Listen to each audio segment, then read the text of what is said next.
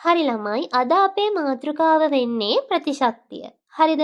එහෙනම් බලමු අපි මේ ටික කරලා මේ ටික කරාට පස්සේ ප්‍රතිශක්තිය ඔයාලට අමාරු වෙයිද ලේසි වෙයිද කියලා. හරිද? ඔන්න බලන්න මුලින්ම ප්‍රතිශක්තියේ වචන පැත්තකින් තියලා බලමු. මම මේ කියන උදාහරණ ඔයාලා තේරුම් ගන්න. මුලින්ම ඔයාලා හිතන්න මේ තියෙන්නේ අපේ දේහය. හරිද? දේහය.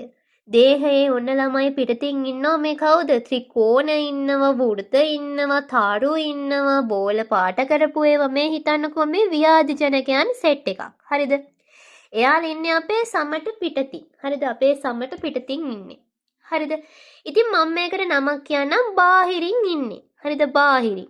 දැන් මොකද කරන්නේ? බාහිරින් ඉඳගෙන මෙයාලගෙන් මේ බාහිර තියෙන දේවල් මගින් මෙයාලට පොදුවේ කාටවත් මම මෙයාටම ඉලක්ක කළා මෙයා විනාශ කරන්න ඕනේ මෙයාටම ඉලක්ක කළා මෙයා විනාශ කරන්න ඕනේ එහෙම නෙමෙයි හැමෝටම පොදුවේ පහර දෙනවා.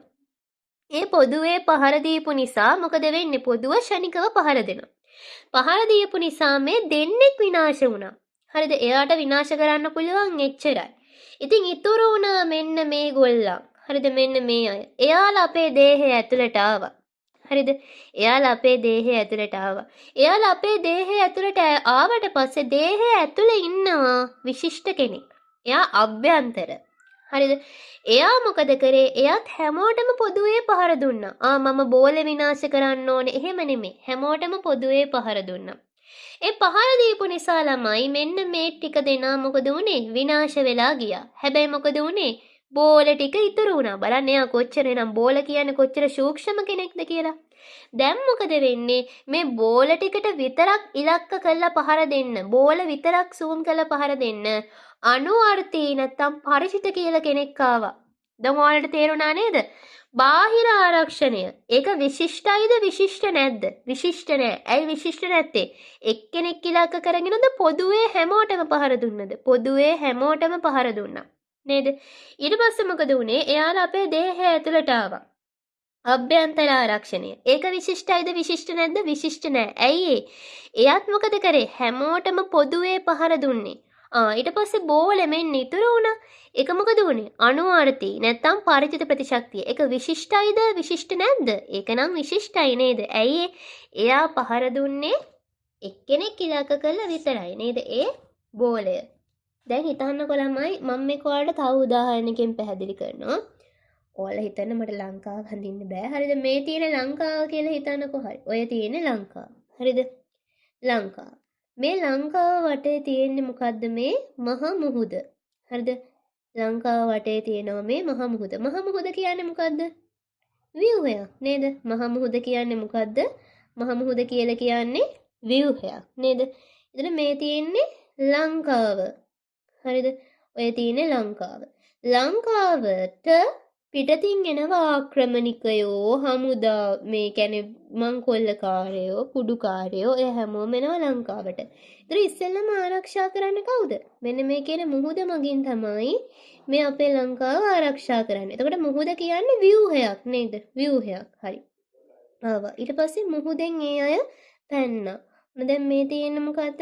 මේ තියෙන්නේ ලංකාව. දැන් ලංකාව ඇතුළට එනවා. එතකොට මේ තියෙන ලංකාවේ තියෙන හරිද? දැන් ඒගොල්ලෝ ආව ලංකාව ඇතුළට. හරිද? මේ තියෙන කුඩුකාරයෝ, ගංජකාරයෝ ඔක්කොම දැන් ඇවිල්ලා තියෙනවා ලංකාව ඇතුළට. හරිද? ඊට පස්සේ මොකද ඉන්නේ? දැන් ලංකාව ඇතුළ කවුද ඉන්නේ? පොලිසිය ඉන්නවා. එතකොට පොලිසිය හැමෝම ගැන මොකද කරන්නේ? සැකෙන් බලන්නේ. හරිද? එතකොට දැන් පොලිසිය මේ ටික දෙනෙක් දැන් මේ රට ඇතුළට ඇවිල්ලා. ඒ කියන්නේ දැන් මේ අභ්‍යන්තරය. හරිද? පොලිසිය ටික දෙනෙක්ව විනාශ කරනවා. හැබැයි මේ සමහර අය ඉතිරි වෙනවා. එතකොට ඒ අය විශිෂ්ට ඒ අයටම කියලා SFT එක ඉන්නවා. එතකොට එයාලා SFT එක තමයි බලාගන්නේ. එතකොට මෙයාලා අපි ගන්නේ සෛල කියලා. මේ ව්‍යුහ මේ ඇතුලෙන් තියෙනවා සෛල.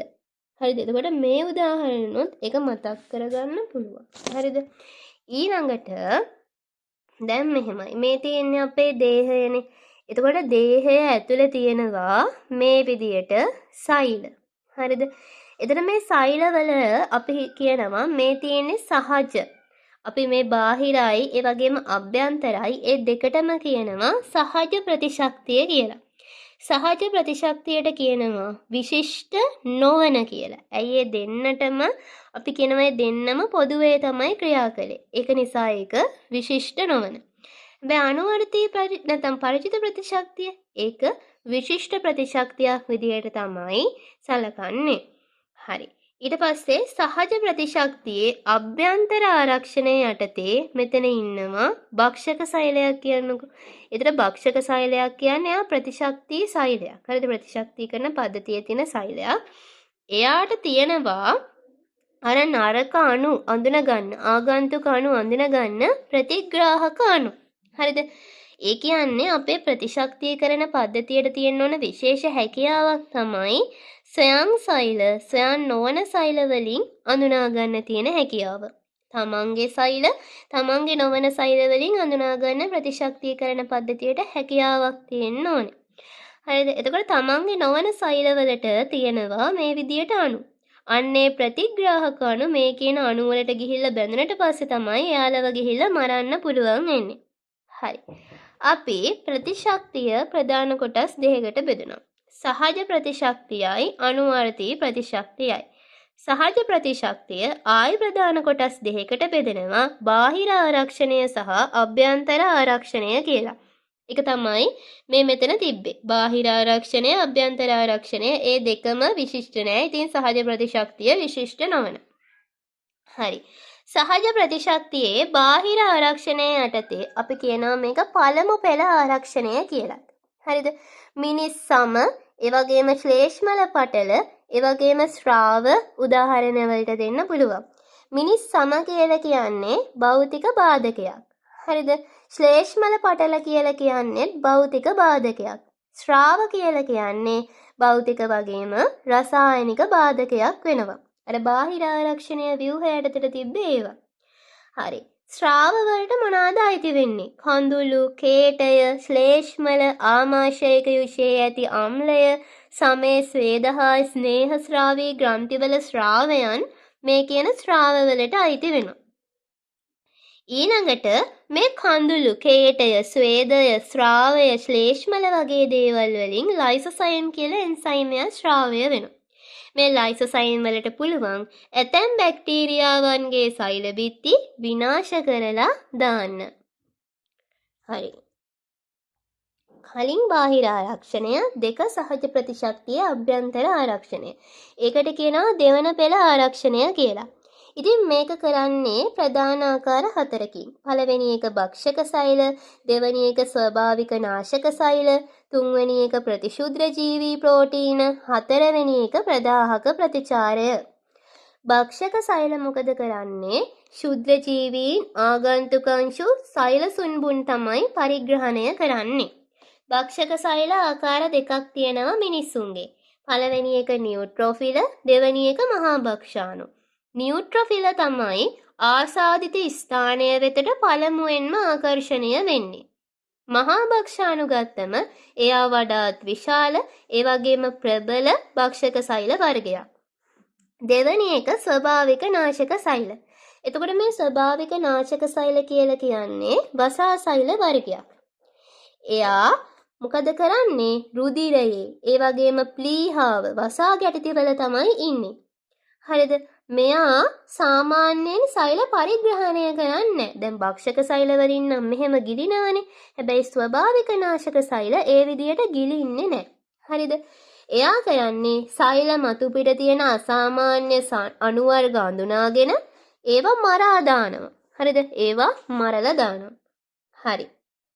මොනවාද මේ අසාමාන්‍ය අණු කියන්නේ? වෛරස් ආසාදිත දේහ සෛල සහ සමහර පිළිකා සෛල වගේ. හරි. තුන්වෙනි එක තමයි අභ්‍යන්තර ආරක්ෂණයේ ප්‍රතිශුද්ධ ජීවී ප්‍රෝටීන කියලා කියන්නේ.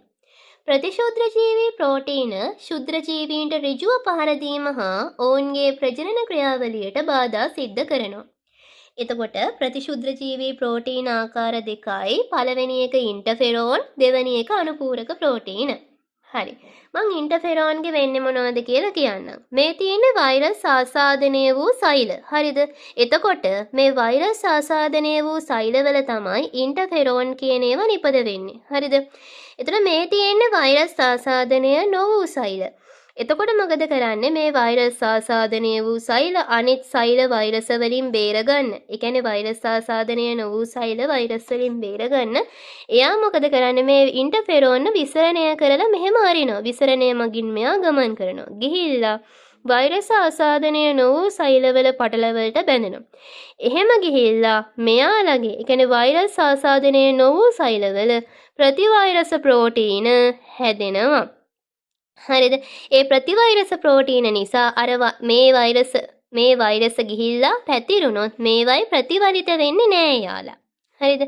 ඊළඟට අනුපූරක ප්‍රෝටීන. මේ අනුපූරක ප්‍රෝටීන කියලා කියන්නේ රුධිර ප්ලාස්මාවේ හා ප්ලාස්මා පටලවල තියෙන අක්‍රීය ප්‍රෝටීන ආකාරයක්.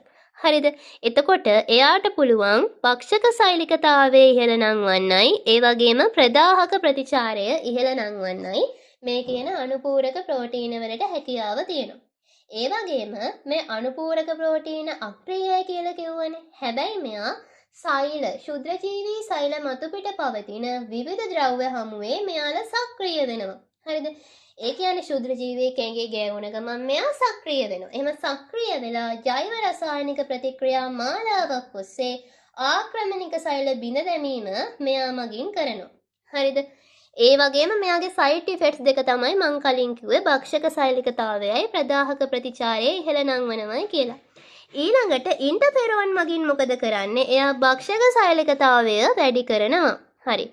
අපි හතරවෙනි එක කිව්වා ප්‍රදාහක ප්‍රතිචාරය කියලා. ප්‍රදාහක ප්‍රතිචාරය කියලා අපි මෙතනදී කතා කරන්නේ අපිට තුවාලයක් වුණොත් මොන වගේ දෙයක් වෙයිද කියලා.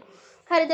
ප්‍රදාහක ප්‍රතිචාරය කියන එක ඇති වෙන්නේ ශුද්‍රජීවී ආසාදනයක් හරි නැත්නම් පටක තුවාල වීමක් හරි වුණාට පස්සේ තමයි මේ කියන ප්‍රදාහක ප්‍රතිචාරය ඇති වෙන්නේ. බලන්න මොකද වෙන්නේ කියලා ප්‍රදාහක ප්‍රතිචාරයේදී. මෙතනදී වෙන්නේ ඔන්න දැන් හිස්ටමින් තියෙනවා. හරිද? හානි වුණ ස්ථානයේ සම්බන්ධක පටක තුල තියෙන කුඹසෛල මේ කුඹසෛල මගින් ශ්‍රාවය කරනවා හිස්ටමින්. ඉතින් හිස්ටමින් කියන්නේ ප්‍රදාහක සංඥා අණු අතරින් එකක්. හරිද?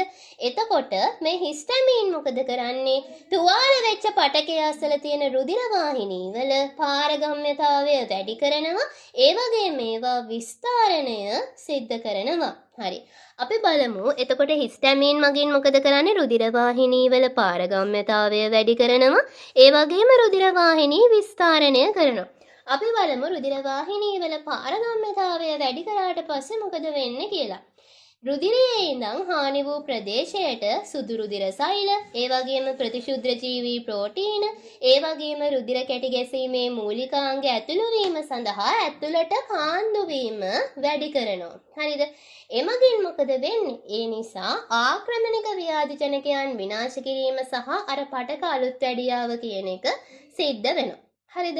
හරි. අපි බලමු රුධිර වාහිනී විස්තරණය වුණාට පස්සේ මොකද වෙන්නේ කියලා. රුධිර වාහිනී විස්තරණය වුණාට පස්සේ හානි වෙච්ච ප්‍රදේශයට වැඩි රුධිර ප්‍රමාණයක් ගලාගෙන යන්න සලසලා මියගිය සෛල ඉවත් කිරීම පහසු කරනවා. හරිද? ඊළඟට රුධිරයේ ඉඳන් පටක හානිය සිදු වෙච්ච ස්ථානයට ආපු සක්‍රිය වෙච්ච භක්ෂක සෛල තියෙනවා. මේ තියෙන්නේ සක්‍රිය වූ භක්ෂක සෛලක් දැන් එනවා අර කියන හානි වෙච්ච ස්ථානයට. මොනවද භක්ෂක සෛල කියන්නේ? මහා භක්ෂාණෝයි නියුට්‍රොෆිලයි. එයාල මගින් සයිටොකයින ශ්‍රාවය කරනවා. හරිද? සයිටොකයින ශ්‍රාවය කරනවා. සයිටොකයින වගේ සංඥාණු නිදහස් කරනවා. සංඥාණුවක්නේ. එතකොට මොකද කරන්නේ? අර ආසාදිත හෝ හානි වූ පටක වෙතට රුධිරය ගලා ඒම වැඩි කරනවා. හරිද? ඒ වගේම සක්‍රිය වෙච්ච අනුපූරක ප්‍රෝටීනක් ඉන්නවා. හරිද? එතකොට ඒ සක්‍රිය වෙච්ච අනුපූරක ප්‍රෝටීන මොකද කරන්නේ? ප්‍රදාහයේදී එයා කරන්නේ හිස්ටමින් නිදහස් කරනවා. ඒ හිස්ටමින් නිදහස් කිරීම නිසා භක්ෂක සෛල වැඩිපුර ආකර්ෂණය කරලා තුවාල වූ පටකයට ඇතුල් කරනවා. එතකොට ඒ අනුපූරක ප්‍රෝටීන මගින් අතිරේක භක්ෂක සෛලිකතාවයක් ඇති වෙනවා. මම කලිනුත් කිව්වනේ ඒක යාගේ සයිඩ් ඉෆෙක්ට් එකක් කියලා. එතකොට හානි වූ පටකයේ තියෙන ශුද්‍ර ජීවීන් හා සෛල සුන්බුරුන් ජීර්ණය කිරීමකට ලක් වෙනවා. හරිද? හරි බලමු. ප්‍රදාහයක් වුණාට පස්සේ ඒ ප්‍රදාහයේ සලකුණු හා රෝග ලක්ෂණ මොනවද කියලා. ඉස්සෙල්ලාම ළමයි රතු වෙනවා. ඊට පස්සේ රත් වෙනවා. ඊට පස්සේ ඉදිමෙනවා. ඊට පස්සේ වේදනාවක් කියලා එකක් ඇති වෙනවා. හරිද? රතු වෙන්නේ ඇයි? රුධිර වාහිනී විස්තරණය වෙන නිසා. හරිද? රුධිර වාහිනී විස්තරණය වෙන්නේ හිස්ටමින් ශ්‍රාවය වීමත් එක්ක. රත් වෙන්නේ ඇයි? ඒ ප්‍රදේශය තුල අධික පරිවෘතිය නිසා තාපය නිෂ්පාදනය වෙලා රත් වෙනවා. ඉදිමෙන්නේ ඇයි? රුධිර වාහිනීවල පාරගම්‍යතාවය වැඩිවීමෙන් පටක තරලය අසල වූ පටක තුලට කාන්දු වීම නිසා. වේදනාවක් එන්නේ ඇයි? නියුරෝන හානි වීම නිසා ශුද්‍ර ජීවීන්ගේ විෂ ද්‍රව්‍ය නිසාත් වේදනාවක් ඇති වෙනවා. හරි. අපි මෙහෙම හිතමුකෝ අපිට ඇති උනේ සුළු තුවාලයක් හෝ ආසාදනයක් කියලා. එහෙනම් ස්ථානීය ප්‍රදාහක ප්‍රතිචාරය කියන එක තමයි ඇති වෙන්නේ. ඒ කියන්නේ චුට්ටක් එතන රතු වෙනවා, චුට්ටක් එතන රත් වෙනවා වගේ දෙයක්. හැබැයි තුවාලය හෝ ආසාදනය දරුණු නම් මොනවාද අපිට ඇති වෙන්නේ? සංස්ථානික ප්‍රදාහය තමයි ඇති වෙන්නේ. සංස්ථානික ප්‍රදාහය කියනකොට මේක නම් දේහය පුරාම ඇති වෙනවා. හරිද? ඒ කියන්නේ උණ වගේ. අපි හිතමු අපිට උණ වැඩි වුණා කියලා. එතකොට මොකද වෙන්නේ? භක්ෂක සෛලිකත හැබැයි උණ වැඩි වුණත් හොඳයි. හරිද? ඇයි ඒ? භක්ෂක සෛලිකතාවය වැඩි කරනවා. අනිත් එක රසායනික ප්‍රතික්‍රියා වේගවත් කරමින් පටක අලුත් වැඩියාවේයයි මං කරවනවා. හරිද? ඊළඟට ළමයි අපිට යන්න තියෙන්නේ මෙන්න මේ තියෙන නිර්වචන ටිකට. හරිද? නිර්වචන බලමු. මොකද්ද ප්‍රතිශක්තිය කියලා කියන්නේ? තුවාලයකට ආක්‍රමණකාරී ව්‍යාධි ජනකයන්ට හා ආගන්තුක ද්‍රව්‍යවලට එරෙහිව දේහය තුළ ඇති ආරක්ෂණ යාන්ත්‍රණය හේතුවෙන් ඇතිවන ප්‍රතිරෝධී තත්වය. හරිද? සහජ ප්‍රතිශක්තිය කියන්නේ පුළුල් පරාසයක ව්‍යාධි ජනකයන් සහ ආගන්තුක ද්‍රව්‍යවලට එරෙහිව සහජ දේහ ආරක්ෂණ මගින් ලබා දෙන ශීඝ්‍ර ප්‍රතිචාර ඔස්සේ දේහය තුළ සිදුවන හානියට සහ රෝගවලට ප්‍රතිරෝධී වීමේ හැකියාව. පළමු පෙළ ආරක්ෂණය කියන්නේ බාහිර බාධක මගින් ව්‍යාධි ජනකයන්ට සහ ආගන්තුක ද්‍රව්‍යවලට දේහය විනිවිද ගොස් ඇතුළු වීමට ඇති ඉඩකඩ අසුරාලන එකට කියනවා පළමු පෙළ ආරක්ෂණය. ඊළඟට භක්ෂක සෛල කියන්නේ මොනවද? ශුද්‍ර ජීවීන් ආගන්තුක අංශු හා සෛලසුන්බුන් අධිග්‍රහණයටත් ඒවායේ අන්තසෛලීය ජීර්ණය හා විනාශ කිරීමටත් හැඩගැසුණු විශේෂිත සෛල. අනුපූරක ප්‍රෝටීන කියන්නේ රුධිර ප්ලාස්මාවේ හා ප්ලාස්ම පටලවල පවතින සාමාන්‍යයෙන් අක්‍රීය ප්‍රෝටීන කාණ්ඩයකි. ප්‍රදාහක ප්‍රතිචාරය කියන්නේ ශුද්‍ර ජීවී ආසාදනයක් හෝ පටක තුවාල වීමක් මගින් ක්‍රියාරම්භ කරන පටක හානියට දේහය තුළ ඇතිවන සහජ ප්‍රතිශක්ති ප්‍රතිචාරයයි. සැරව කියන්නේ මොනවද? මියගිය භක්ෂක සෛල, මියගිය ව්‍යාධි ජනකයන් හා හානි වූ පටකයේ සෛලයේ අවශේෂ වලින් පිරුණු තරලයට කියනවා සැරව කියලා. හරි. එතකොට මේ ඉවරුනේ ප්‍රතිශක්තියේ තියෙන සහජ ප්‍රතිශක්තිය කියන කොටස. හරිද? හරි. සහජ ප්‍රතිශක්තිය.